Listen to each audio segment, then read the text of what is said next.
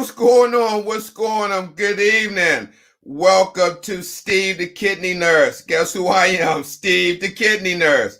Good evening, everyone. Man, this is going to be an awesome show. This is not just a show on kidney disease tonight. It's like a dual show. We're going to be talking about lupus and kidney disease. And we're going to be talking to a very special warrior. And the reason why I say she's special, because I know a lot of people deal with lupus and kidney disease. However, this warrior is documenting her journey, right? She had a child in the midst of having lupus, went against all odds, entrepreneur, real estate. I mean, she's doing it all. And you know, when I first seen, I'm not going to lie, because I never even heard of Crissy Mac before. I'm just going to be honest with you. And it wasn't until one day I was just strolling through one of the Facebook support groups, and I see her picture, her YouTube advertisement. And I'm thinking it may have been somebody from Atlanta Housewives. I mean, but I wanted to reach out to her, interview her, hear her story live, and she was so gracious enough to take the time to come on Steve the Kidney Nurse. So without further ado, let's bring on all the way from that big ATL, Crissy Mac. I got to give her the VIP intro. I don't think she ever experienced this before. Here we go.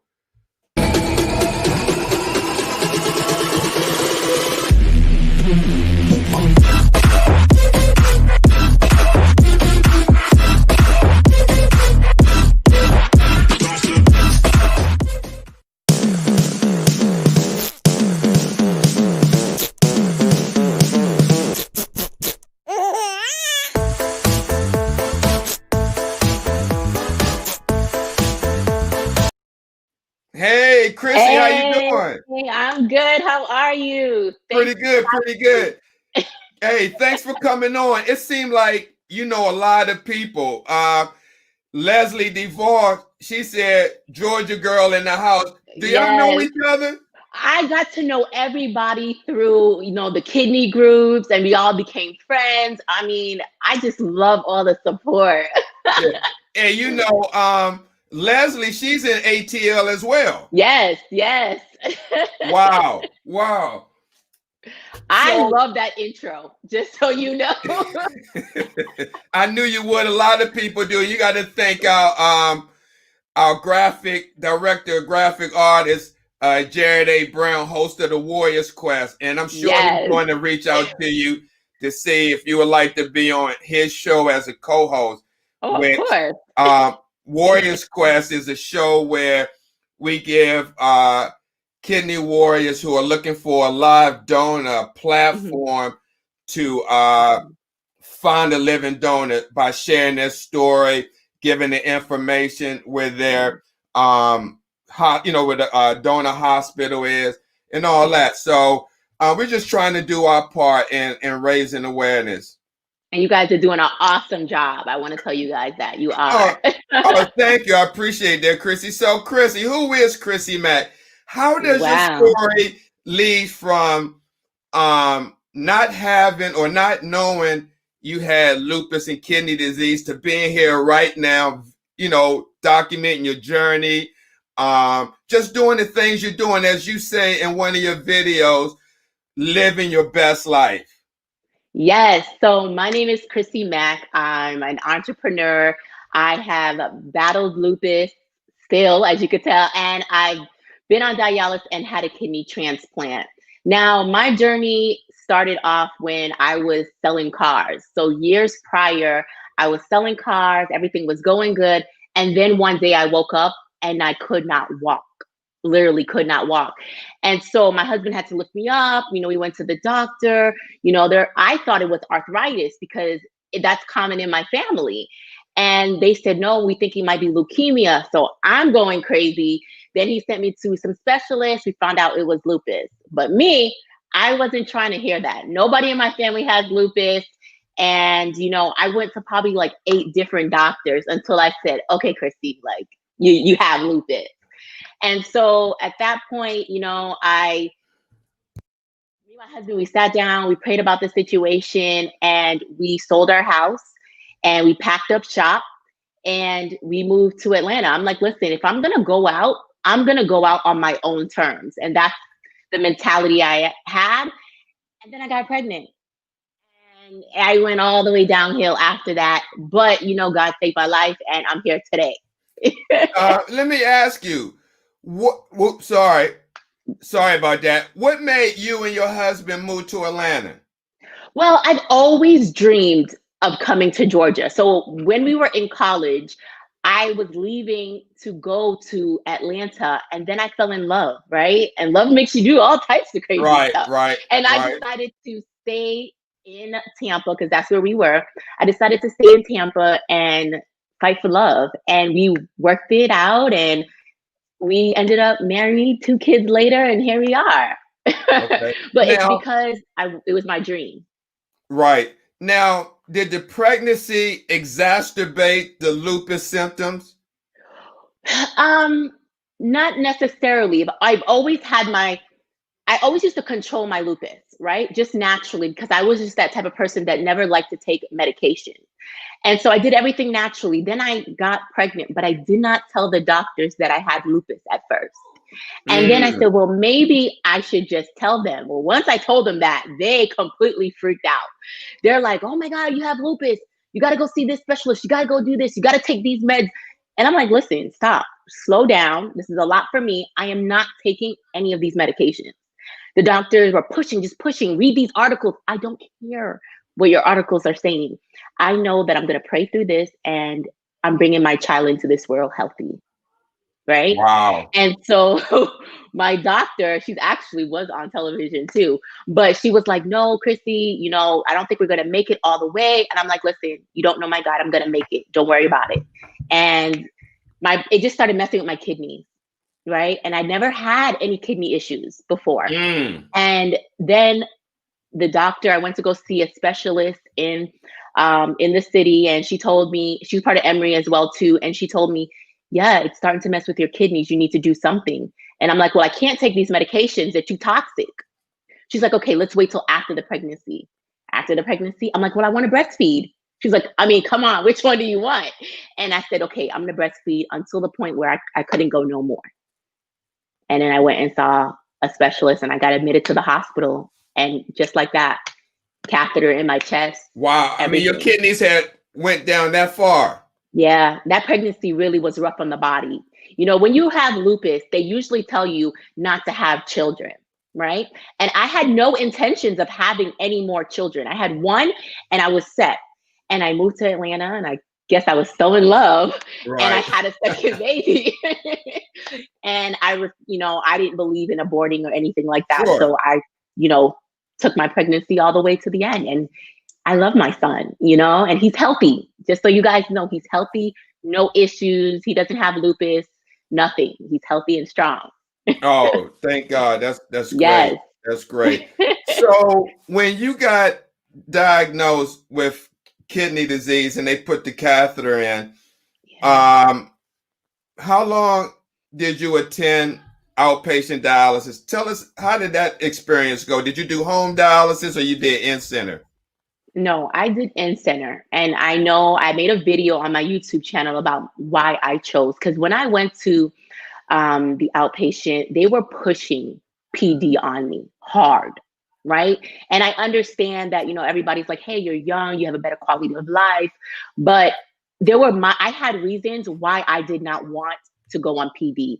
One, I did not want my children to watch me at home battle through that. Two, I was young and I did not want my husband to see me connected to machines at night. I just felt like, sexually or whatever you want to say, I just did not want that. I didn't want him to see me in that light. So I decided that I was going to do my treatment in the center. I would go for my 3.5 hours and I would come home. Plus, I had somebody there in case something happened. So I know that they wanted me to do PD and they kept pushing it, but I had my own personal reasons why I wanted to do in center. And I Mm-hmm. think eventually they just left me alone and said she's not going to change her mind. Okay. Okay. Now, how was that experience in center for you? Well, I've been through both. I went with Davita and I was with Fresenius. So I was with both. And the first one I was with was Davita. And it was okay. First of all, when you're new to this, you really don't know what's right and what's wrong.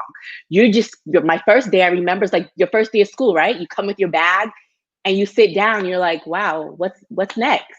Like, what am I supposed to do? How am I supposed to feel? I had a lot of emotions because I Mm. did not know, how did I get to this point in my life? I was so vibrant, doing so much, and now I am stuck to a chair 3 times a week for 4 hours at a time. I was devastated, but they were so nice and they were so sweet, and the teams were just full of energy, and they made that process easy for me, especially at Fresenius. I had a nurse, and I'll never forget him. I used to Oh, cry. I'm glad you said him. Whoop, Yes, whoop. he was amazing. He was amazing. And he used to just pump me up. He used to sing and dance, and he just made the place so much fun. Like, I actually enjoyed coming, besides getting stuck with the needles, but I actually enjoyed just being there because of him. Right. Oh, that's awesome. That's Yes. awesome. That's awesome. No, now let me tell you, I used to have a patient, and I never knew how important this was to patients because we are in our own little world. But I used to have a lady tell me that she was happy that I was there, meaning like Yep. when she get up in the morning, she would hope I would be at the clinic Yes. because it would make the environment more smooth or more calmer. And I never really like understood that till years later thinking about that. It is so important to have the proper nurses. Now, you will get some people are like, why are you even here? I know this job is tough, but like, why are you even here? Because you would hear people like mumble and say little things underneath their breath, but he Right. wasn't like that. And he was the only reason that I was like, I kept coming. Because one time I wanted to give up. I said, I Wow. can't do this. I can't handle this. This is too painful. I used to sit in that chair and I would just cry.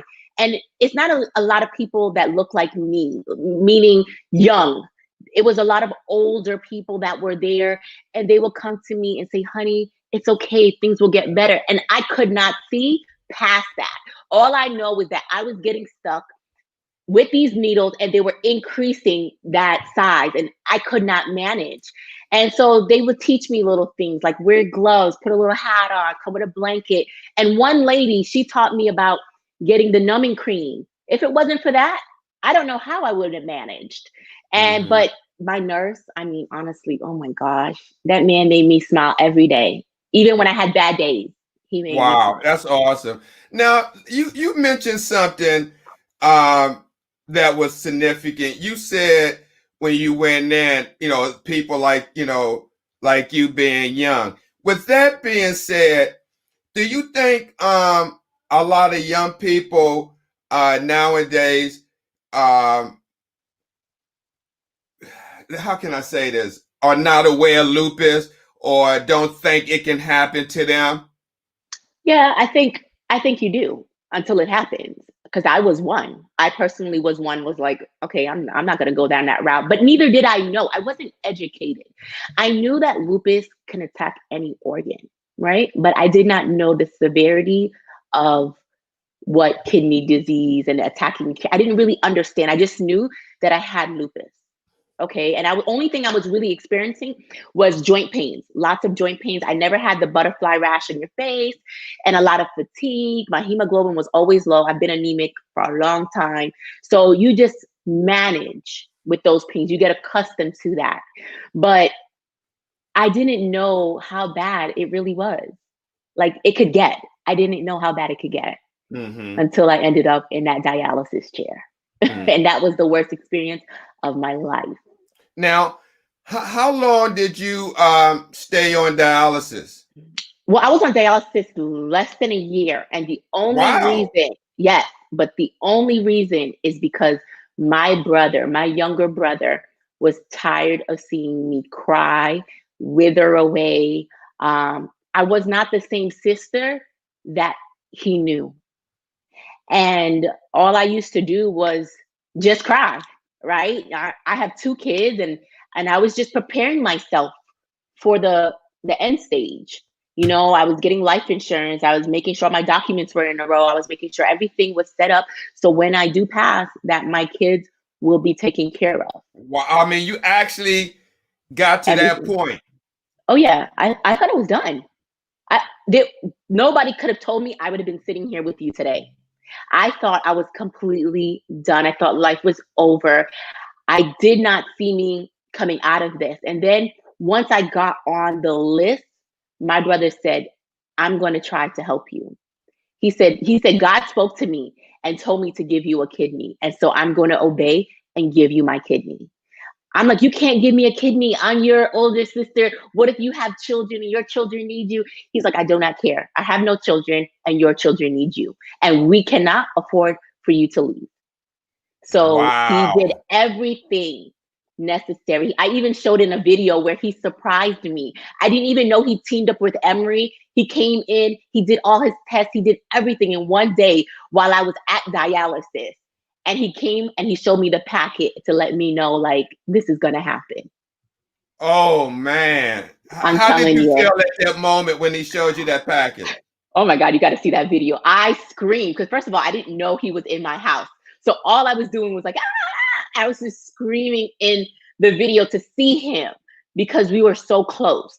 But to see that packet, I just began to cry. And I'm like, are you for real? Is this real? You know, he's like, no, this is real. This is happening. And just thinking about it is making me teary-eyed because he was so selfless. Like, he gave a piece of his life for me, and he did not know if he was going to make it out, right? And I think that was a fear of mine, is that if he gave me a kidney, how are my parents going to feel if something happened to him on the operating table? And Wow. I had to put all those thoughts aside and just take a leap of faith and just say everything's going to be okay. Wow. So that is the only reason that I was not on dialysis for many, many, many years. Because when I spoke to the doctor, they told me that the waiting list for my area was about 8 years. I'm like, 8 years? I cannot do this for 8 years. So I said, I was coming up with ideas, and I was just writing out ideas of what I have to do to get a kidney. If Hmm. he, I mean, but then, he volunteered. Right.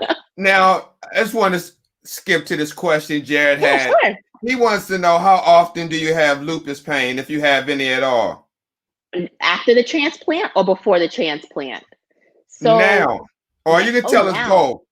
Well, before I was getting it all the time. That's why I moved out of Florida, because the sun was making my lupus worse. The doctor said it was killing me and that I needed to leave my job. And so that's why I decided to pack up, because I was always in pain, lots of joint pain, swelling, all of that.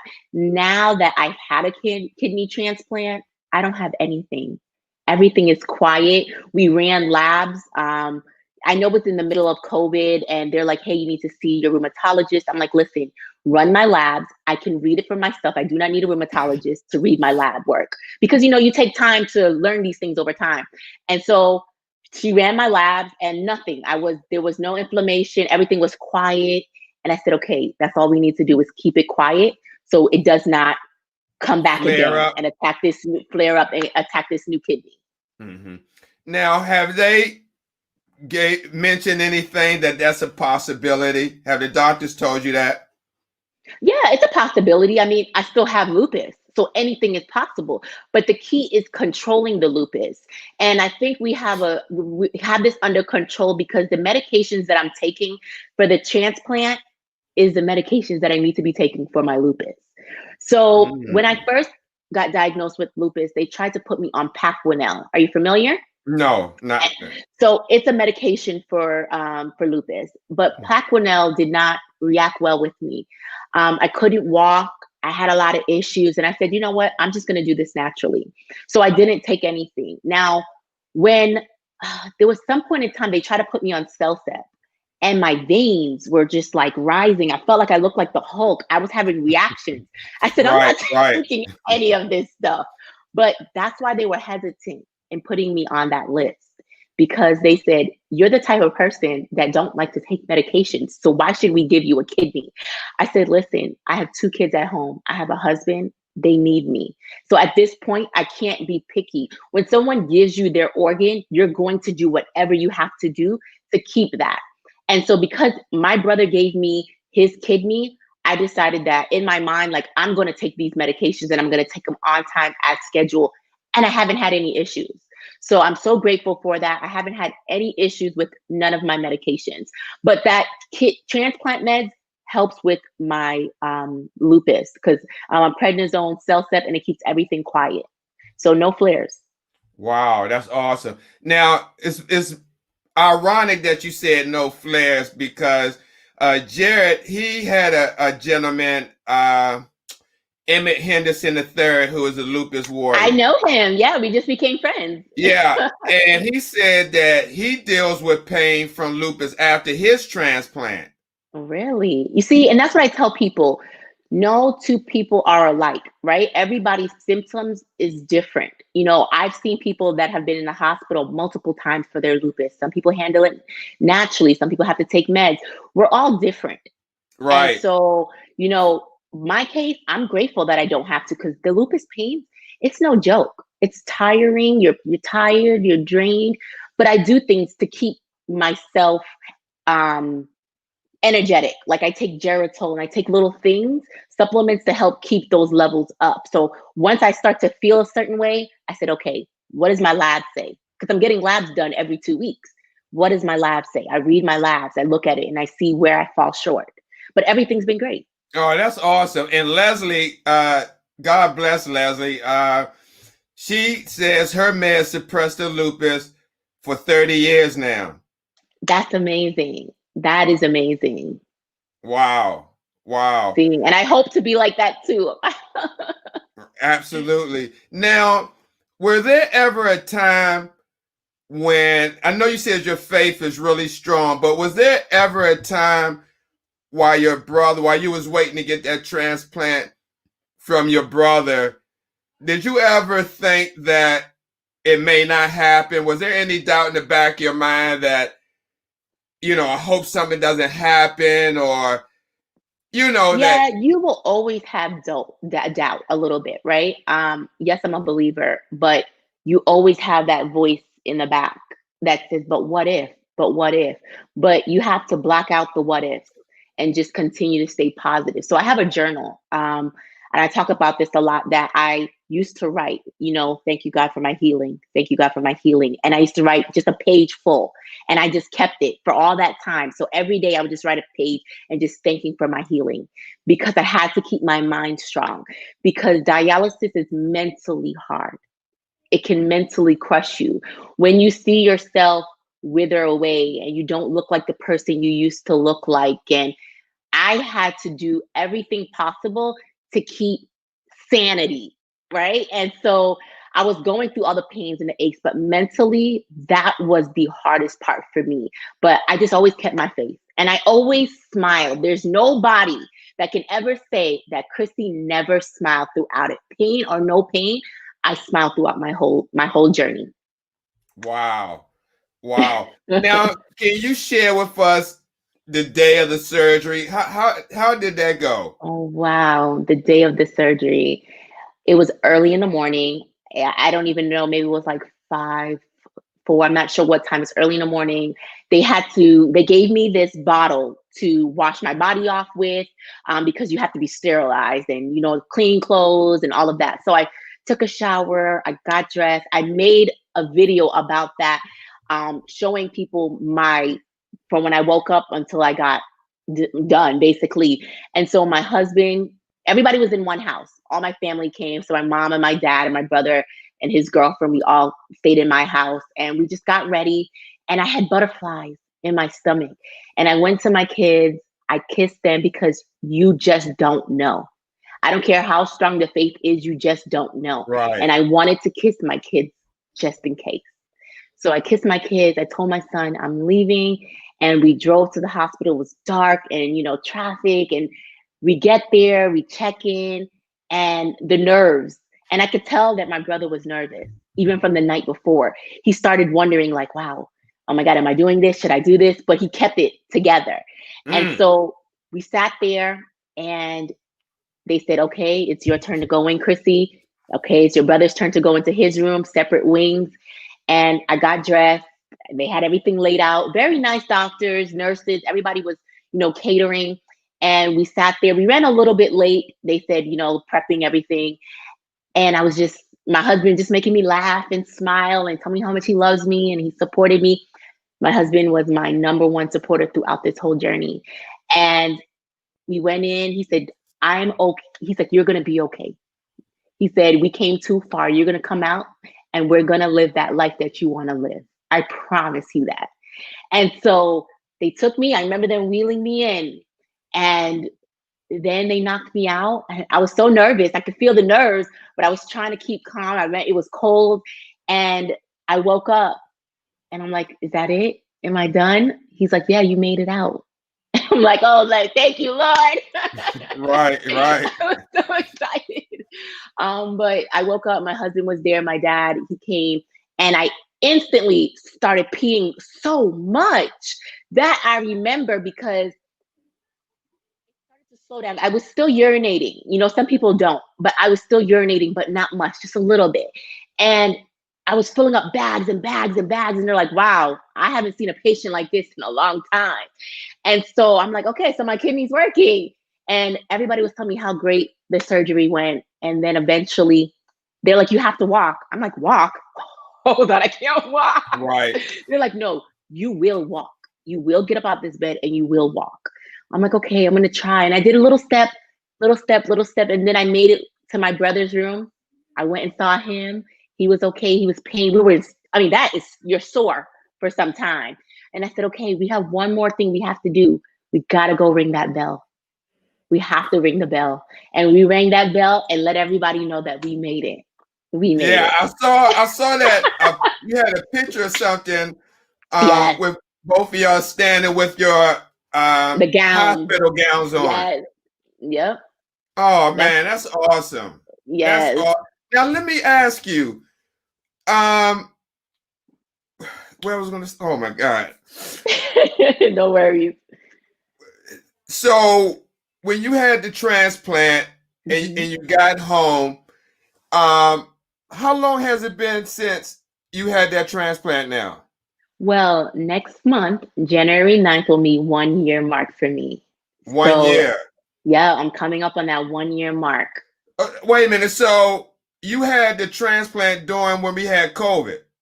Right before COVID. So they said, select the date that you want. And I kept calling. They're like, no, we don't want to hear your date. Your donor has to give us the date. So my brother said, pick a date. I said, you know what? We could do December, but I feel like 2020 is going to be a great year, not knowing what was to come. I said, let's wait till January 9th after the holidays and let's go ahead and do the transplant. He said, okay, we locked in January 9th. And I'm so grateful that we did because after that, they were pushing off transplants because of COVID and people weren't getting transplanted. And I'm like, wow, I'm so grateful that I got in early. Wow, they do. South Carolina, Patricia said that they ring the bell there as well. Yes. Yeah, I just thought they only did that for cancer patients. No, I'm glad that they did because it makes you feel good. It's that morale. It's like, wow, I made it. Like, even though it's just a bell, that was a big moment for me. Oh, that I'm was sure. A big moment. I'm just sure. to even walk to the bell. So I that's why I post that picture. I have a picture in my house of my brother and I next to the bell. He blew it up and he gave it to me. Wow. So I'll never forget that. What to have something to remember by. Now look, what made you start vlogging, documenting your journey?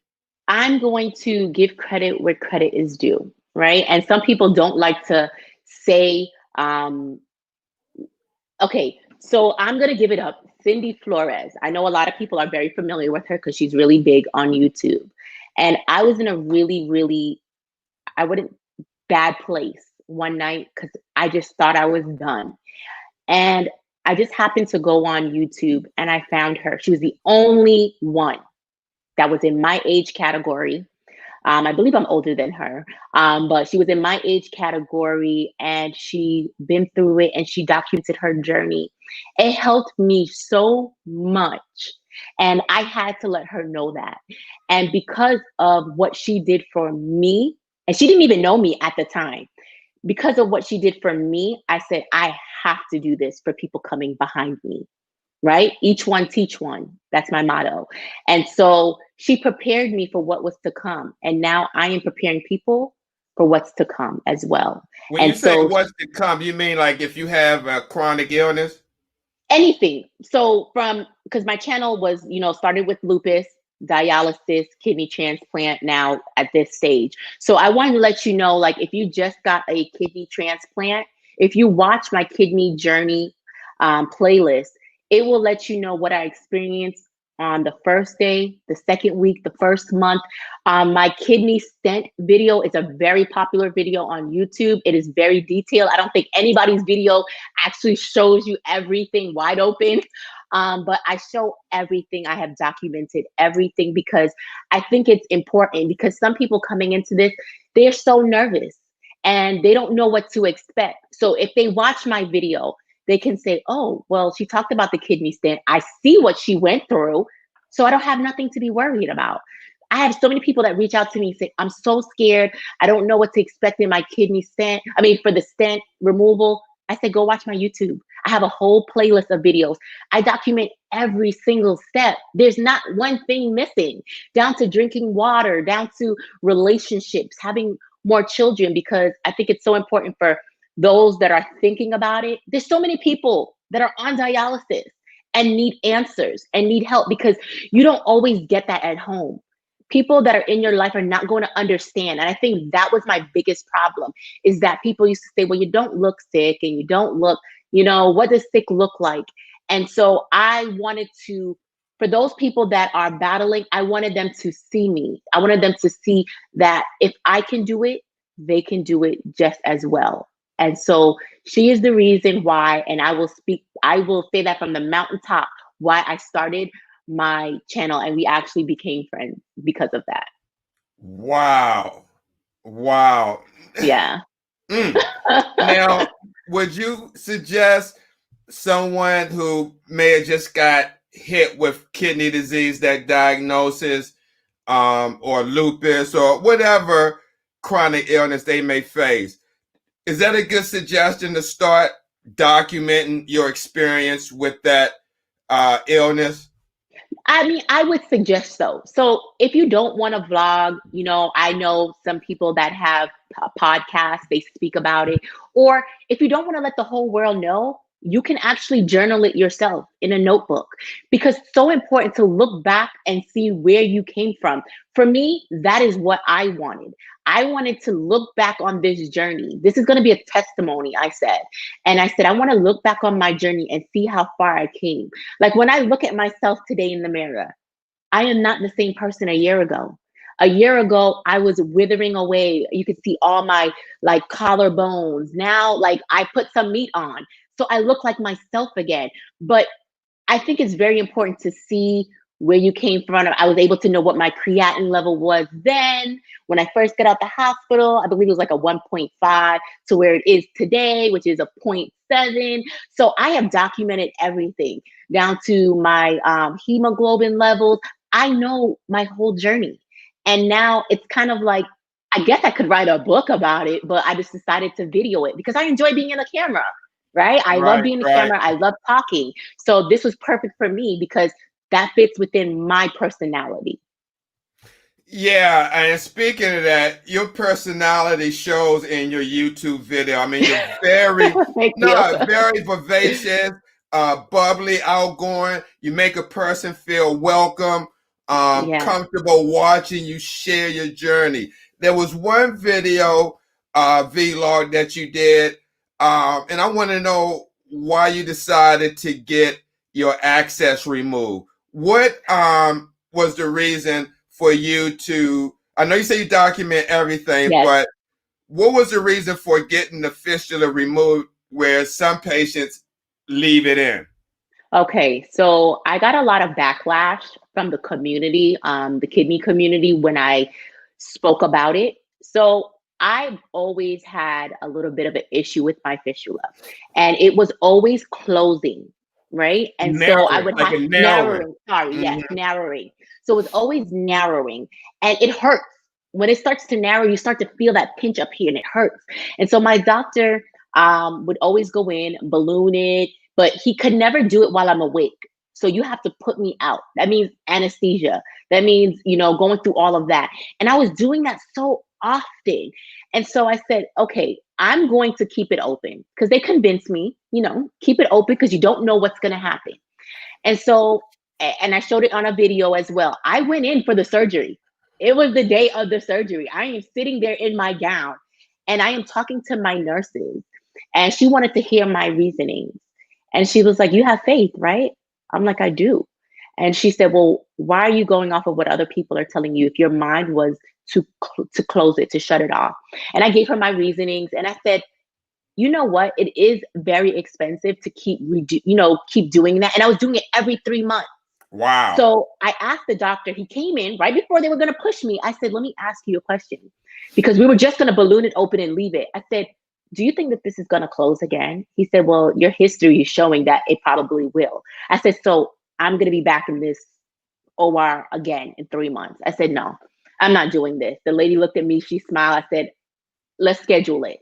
I'm closing this off," because he said, "Listen, don't worry, because if something happens, I'll just find you a new spot." He said, "Don't worry about it. I'll just find you a new spot." And it saved money. It was time consuming. And then I didn't like the bumps, right? You start to see it, and I didn't Hmm. want that. And I know some people say, "Oh, don't worry about the cosmetic look. You've been on dialysis. Don't worry about it." Was bothering me. I'm 30 something years old. Like, I do not want to see that. I did, and that's why I didn't want to do PD either. I didn't want any holes in my Sure. stomach. But I felt comfortable. I didn't want to just keep going under. It's a risk. Anytime you close your eyes, I do not know if I'm going to wake back up. And so I decided I'm just going to step out of faith and I'm going to shut it off. And if we need to do something, just like they did before, they could place another catheter and I could get another spot. And he made me feel comfortable. And I decided that that was best for my situation. Everybody's situation is different. You just have to analyze and figure out what's best for you. And I did what's best for me, and I have no regrets in it. And I really don't care who doesn't like Right. Now, it. I hear you. Let me ask you, were you an entrepreneur before all this happened to you or I afterwards? I have been an entrepreneur my whole life, honestly. From being a kid, growing up in Brooklyn, growing up in New York, selling. My great grandmother was a seamstress, selling belts, selling whatever I can do. I come from that, and so my dad is the top out of the top 10 Toyota Southeast Toyota salesman, and so it was in my blood, right? So I went to work with him selling cars, but I've always done my own thing. I've always had a side business. I always did my own thing. But I learned so much from him because he was so experienced about sales, and marketing is my major. That's what I went to school for. I went to school for business and marketing. So I've always been an entrepreneur. That's never going to be. That's just who I am. I Gotcha. don't want to work for anyone. And I need to have that kind of life because I have children. I was on dialysis, transplant, and you just want your own freedom. And nowadays, nothing is secure anyway. You're right. What could you share from your experience to maybe someone who's watching this in the exact same situation that may want to, do their own thing, but they're dealing with this kidney disease? Because we know when one has chronic kidney disease, if they're not working, at some point, disability kick in, and you only Mhm. get so much income Well, per month. so the best thing I could say is just start, right? You just have to start. You have an idea, put it into place. You don't need to go out and spend a whole lot of money. If it's some material items that you want to sell, there's Shopify, there's things of that nature. If you want to do real estate, there's programs out there. But educate yourself, right? You want to be educated in no matter what you do, but just start. network with people, get to know people. You have to, if you're going to be a business person, you have to be able to talk. So you got to network, you got to talk, you got to communicate and let people know of your ideas. Because sometimes all you need to do is just say what you want to do and the universe will take over. And Mm-hmm. so my biggest thing is just to step out in faith and just try. You know, I've seen a lot of people that had kidney transplants that are now selling like t-shirts, now selling hats and, you know, doing all of that. And I love to see that because you're empowering others at the same time, but you still doing your own thing. And it gives you a sense of pride, you know, to know like, man, I'm battling, but I'm still trying. And you have to think about if you have children like myself, what are they looking? How do they view you? You know, I didn't want my kids to say, man, my mom's just stuck to a bed and, you know, she's not doing anything and it's sad and it's depressing. I didn't want them to see that. And so just trying something, just try anything, you know, and I know that when you're on dialysis, you're tired and you're fatigued, but on the days that are good, like for me, when I was on dialysis, Monday, Wednesday, and Friday, my family knew not to mess with me. I needed to come home and sleep because I was so shaky and I wasn't feeling good. But the next day after, I felt good. And so I would get dressed up. And for me, it was to put my makeup on and do my hair. I may not be going anywhere, but it made me feel good. So those are the little things that I would say is just try, right? Mm-hmm. Just try and just take one step at a time. You don't have to do everything in one day. Oh, absolutely. Jared said, what are some ways in which you had kept yourself motivated? So what you just mentioned about dressing up and doing that type of stuff, are those some of the small things that help motivate you through this illness? Yes, but the biggest was my children. I looked at my children every day, and they were the reasons I fought, especially my oldest. My youngest, he was still young, right? And I had Mm-hmm. just had him and I was going through that. So I said, okay, he's not going to remember. But my oldest, we're like this. And he would remember this. And so I used to just get on my knees and say, I just need you to save me for him. Just save me for him because he is not going to be able to handle this. And I used to tell my husband that you would need to get him therapy if something happens because we're that close. So they were my motivating factors. And I wanted them to see me in a light, say, hey, my mom battled, but she always kept a positive attitude. She always smiled through this and she kept pushing and she never gave up. That was the biggest thing. When people look at me, I wanted them to say that Crissy was motivating, she was inspiring, she always smiled, and she kept a positive attitude at all times. And to this day, that is what I hear all the time. Wow. Wow. Now, I mean, so what else more do you have to document? I mean, you got the transplant. Yes. Uh, so, I mean, now people got to wait around for the next, situation that that you deal with, like transplant appointment or something, that to see the next vlog.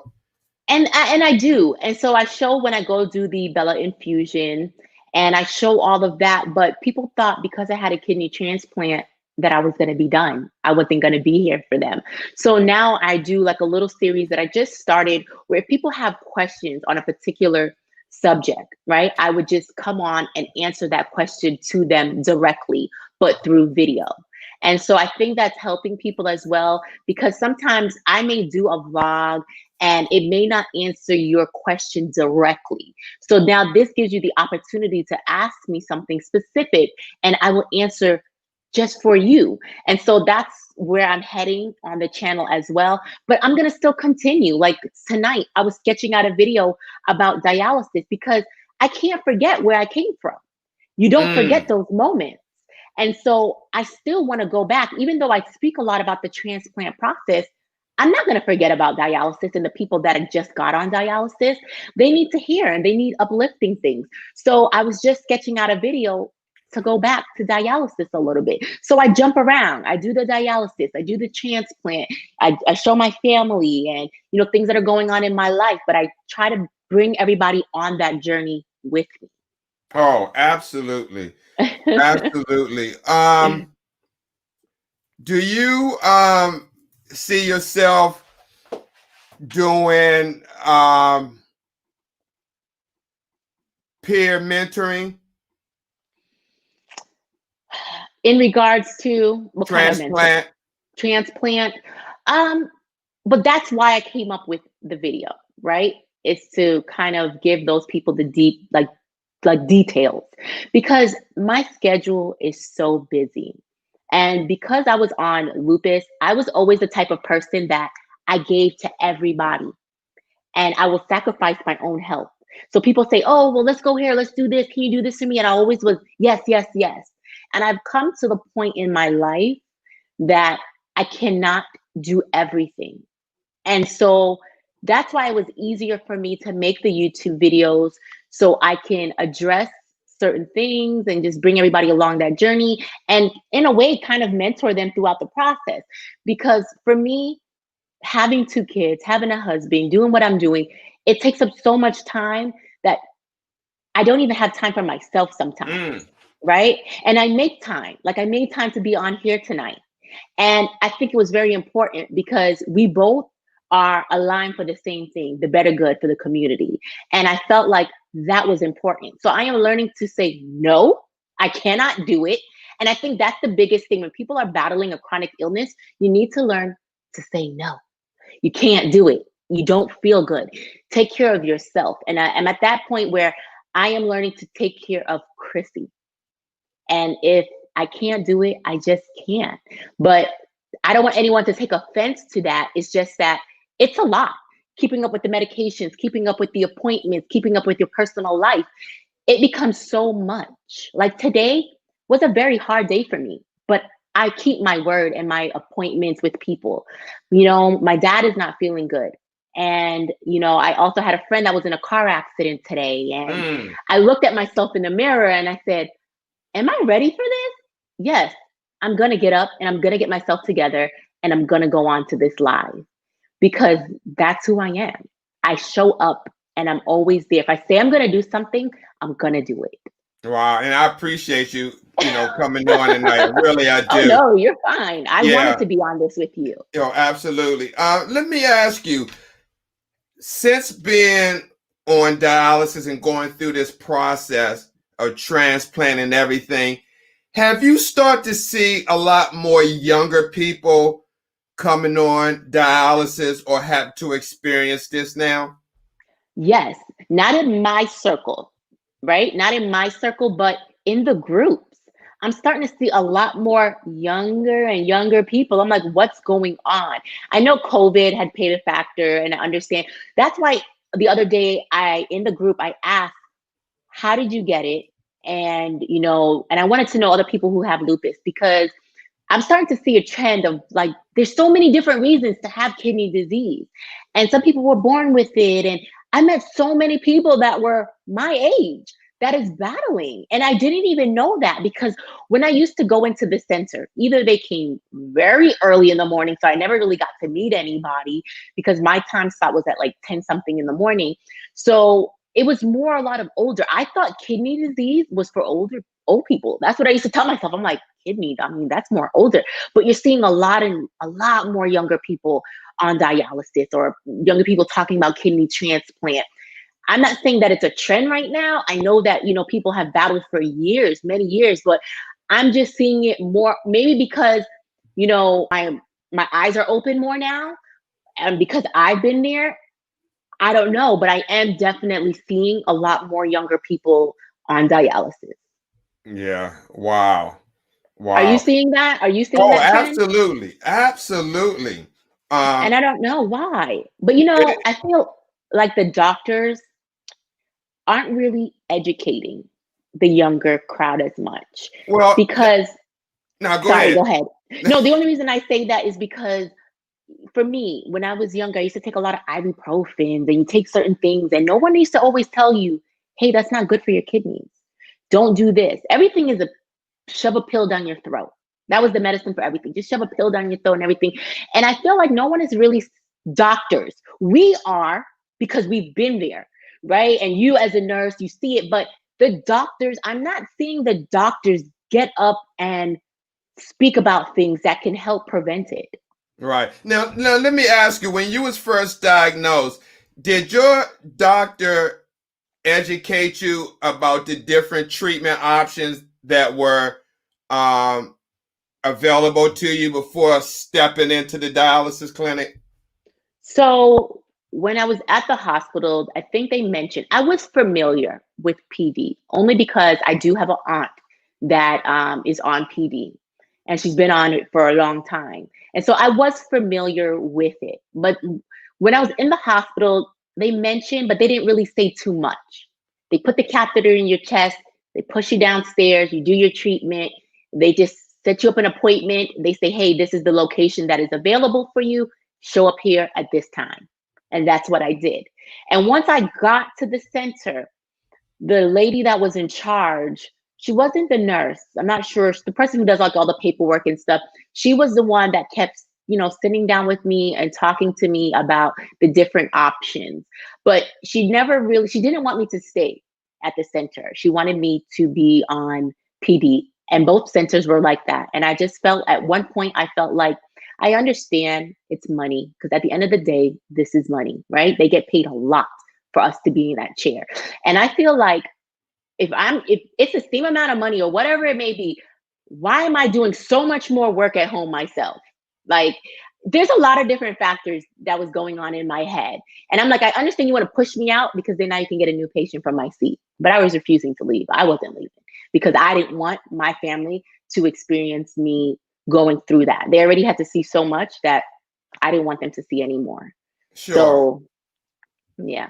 Wow. I mean, I know we had a lot of people on our show who said the same thing, that, they didn't want to bring that home to their family. They wanted to leave it at the facility and keep it separate. Then you got some people on the other side of the spectrum that, I want to bring it home and show my family and let them get involved so they can understand the process. And, so many different advantages and disadvantages of doing it at home. You got to see what works for you, because you got people who live in areas where there's a lot of inclement weather, and maybe doing it at home would be best for them. They don't have to go out in the snow or miss their treatment because the facility can't open up because staff can't get there.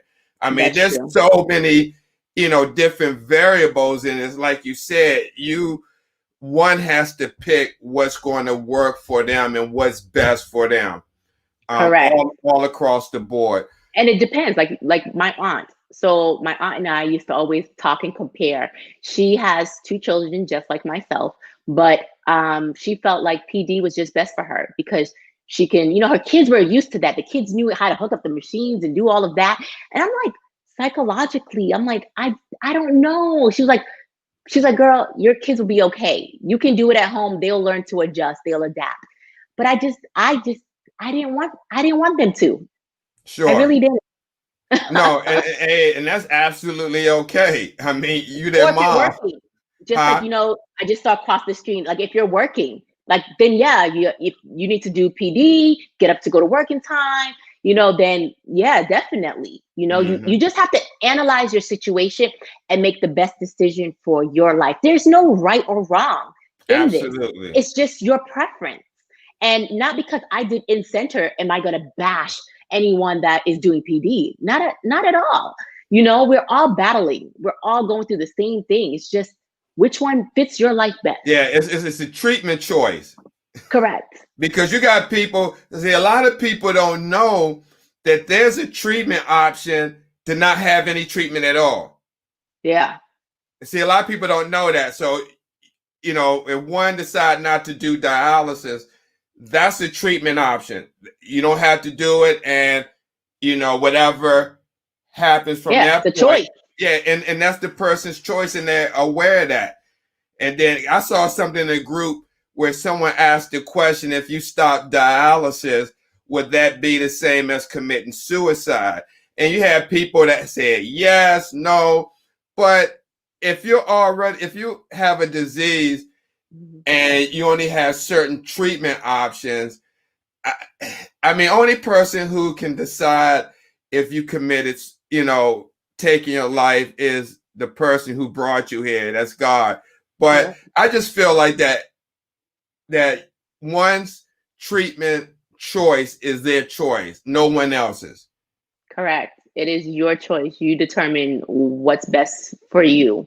you know, and like I said, I did what was best for my circumstance. And, you know, and my husband, he kind of understood. He was open, but I think once I told him, he was like, yeah, maybe you should do this.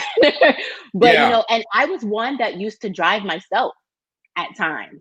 And that was tough some days too, but at least I had the support. So if I wasn't feeling good, my husband would just come and pick me up, or, you know, he'll just drop me off that day. But I did both. I drove myself some days and I got dropped off. Yeah. Hey, and I look, I'm just joking with this, but I couldn't see you, you know, with PD or home dialysis. It's a lot of supplies, and I can't see you picking up no boxes, you know, I cases of did see boxes, that. you know.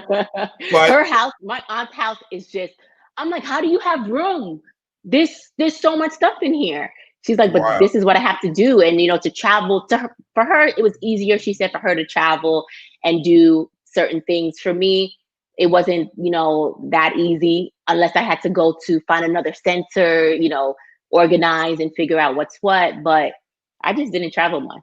Hmm. Yeah, I hear you. So, Crissy, as we kind of come down to the hour, and close it up, share with us, what do you want people to know about lupus and kidney disease from your perspective?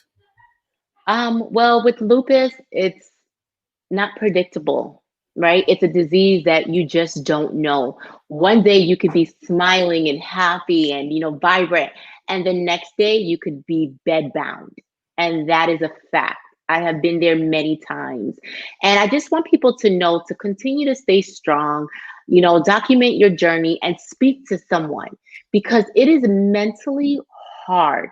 You know, yes, you physically feel pain, but mentally, because a lot of people are going to say you don't look sick. Well, you know, they won't understand your perspective because they have not walked in our shoes.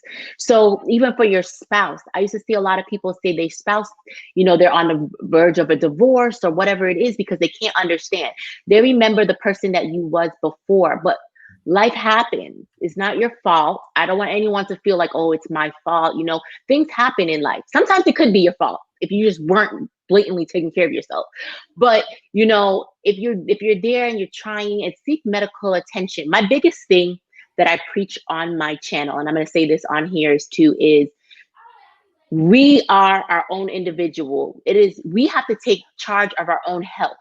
We have to learn certain things. The doctors are there to guide us. They do not make the final decision. Okay. They do not make the final decision. You do. And so when I'm going, you know, through certain things and treatments, I write it down and I said, I'll get back to you. Let me decide. Let me do some research and let me figure out. Not because you tell me to do X, I'm gonna do X. That's not how it works over here. I'm gonna take what you tell me and I'm gonna digest it. I'm gonna do my own research and then I'm gonna come to a conclusion. And I think a lot of people need to just, and I know it's because we're not educated on certain things, but you have to educate yourself when it comes to your disease, regardless if it's lupus or if it's, you know, the kidney disease. You need to educate yourself and just, you know, just learn as much as you can and learn from other people's journey as well. So a lot of the times when I was going through certain things, I don't always necessarily run to the doctor. I will go into my kidney groups or my lupus groups and ask questions, because you want to hear from people that have walked in your shoes. These doctors, yes, they're, you know, textbooks or whatnot, but they have not walked in your shoes. They do not know how you feel. And so hearing it from someone else, hearing other people, and I'm not saying to take advice just from a group, but just hear all sides before you make a final decision. But take care of yourself, smile, and try to live the best life that you can live. That's what I'm going to say.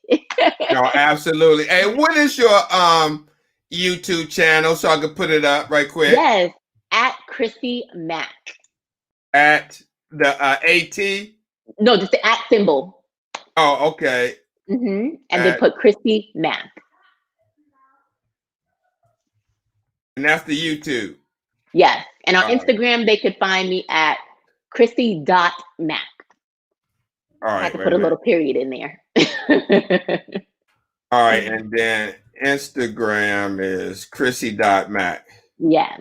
All right. And I write everybody. So if anybody has any questions, they can comment. No one can say that I have not written them back. I take my time, because if you take time to write me, I think I should take time to answer your question at some point, So I write everybody back. I communicate with people. I love social media. So yeah, you can find me on Facebook, Instagram, or YouTube. Okay. So when the next vlog we can expect to see from Crissy Mac? I know, right? It's so much going on. So I am taking a little break because my husband's birthday is tomorrow. Oh, And happy so, birthday, husband. yes, so I want to celebrate with him, but I am trying to see if I can. I usually post every Sunday and Wednesday, but this is the holiday seasons. My son's birthday is on Christmas Day. So much going Wow. on. I know, right? That's my first son. You got, And oh man, you got married yeah, on Christmas Day. yes, I did. I had him. It was the coldest winter in Tampa, Florida that year, 2010. But I I'm going to come out with videos, but sometimes you need a little break, and it's okay. I tell myself that, if I'm gonna be here for everybody, I gotta make sure I take care of myself first. And so, Mhm. but yeah, every Sunday and Wednesday, I usually drop a video. Now, let me ask you one question before I let you go. Have you spoke about COVID yet? Your experience dealing with COVID? So yes, so that was a big thing. So let's talk about that just before I do Sure, go. sure. So I thought I had COVID, right? Because my husband had someone. This is when it first started. Had someone come into our home, and everybody was catching COVID in my house. And so I went to get the nose swab done, and twice, and they said you were positive for COVID, but I had no symptoms. So on my YouTube channel, I talk about that. Like, I have no symptoms. I don't feel like I have COVID. And I had a friend that reached out to me. She said, "Hey, I don't know. It just doesn't sound right. It doesn't sit with me. I do not think you have COVID. Please go and get a blood test done." I said, "Okay, I will, but this is what they say. So it must be true." And so I decided to go in and get a physical. I said, it's been some time. Let me go see my primary doctor and do a full physical. So I said, "Hey, they said that I had COVID and I got the test done.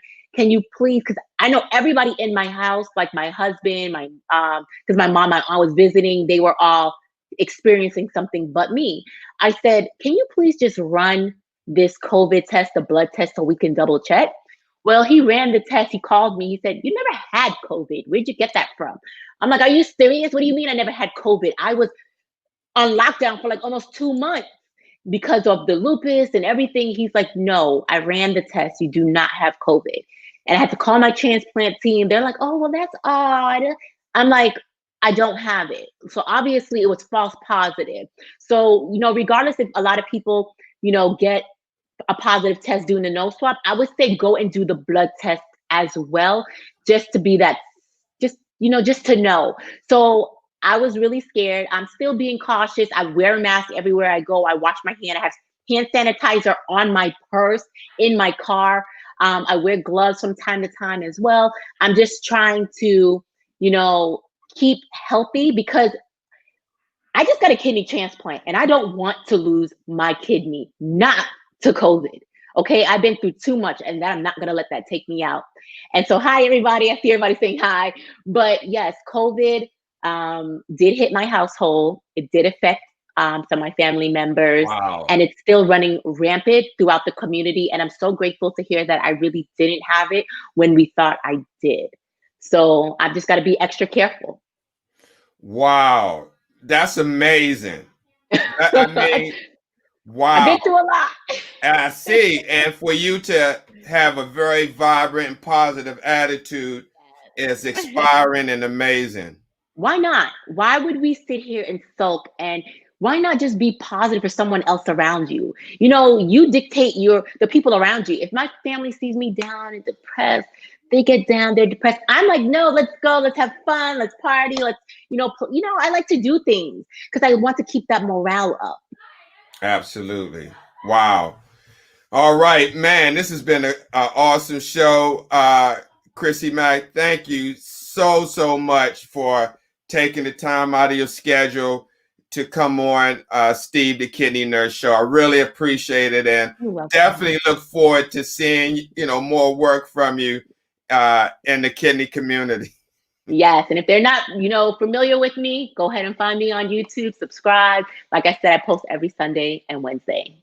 All right. Sounds good. All the way from the ATL, Crissy Mac. Woo! All right, Crissy, I'll talk to you soon. And happy holiday to you and your You family. too. Happy holiday too. And Bye tell your bye. husband happy birthday. I will. Thank you so much. You guys have an amazing night. All right, you too. Thank you. Bye. Bye-bye. Yes, guys, the amazing Crissy Mac right here on Steve the Kidney Nurse. If you want to reach out to her, see her videos, you can go to her Facebook page. You can watch her YouTube videos at Crissy Mac dot YouTube. I'm sorry, at Crissy Mac is on YouTube, and then her Instagram page is Crissy.Mac. So, guys, again, this was an awesome show. I thank you guys for tuning in.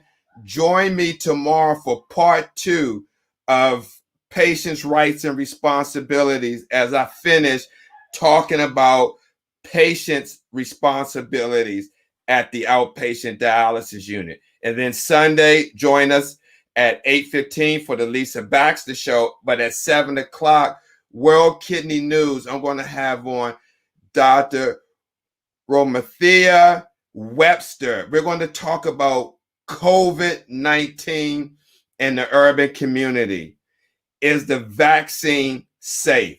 So tune in this Sunday. It's going to be great shows. World Kidney News International, 7 to 8. And then the Lisa Baxter Show from 8:15 to 9. Thank you guys for watching. See you then. Take care of yourself. God bless. Peace.